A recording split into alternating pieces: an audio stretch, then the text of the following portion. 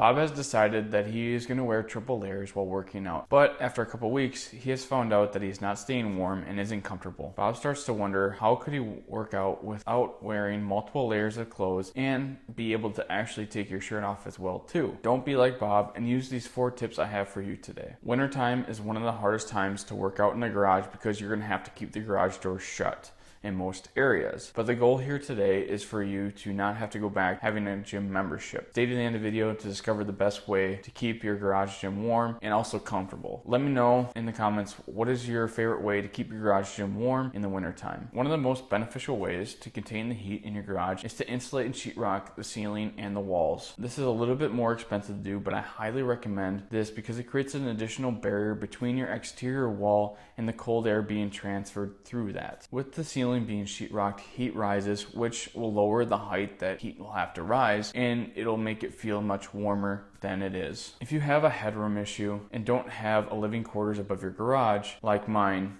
you will be able to create an additional height within the trusses. It is still insulated, but it creates a place to do wall balls and bar muscle ups. This is just an idea if you are going to sheetrock it, not if it's already been done. Kind of a waste of money. Why should you spend the money on this? Stay to the end of the video, because this is just the first step in making your garage gym more comfortable. Having a clean and organized garage gym will make it much easier to find your equipment, but also can have an impact on how cold the equipment gets. The coldest point in your garage is going to be your concrete slab or your flooring if you have stall mats. To prevent your equipment from being cold, I recommend putting as much of your equipment that you can off the floor. If you haven't seen my budget video, I detail a budget storage option that can help with your organization. Keeping your garage gym clean over the winter will be a challenge, but prepare yourself with the next tip. Do you ever pull your car in the same spot where you work out as well? If so, you should invest in a floor squeegee, broom, and box fan.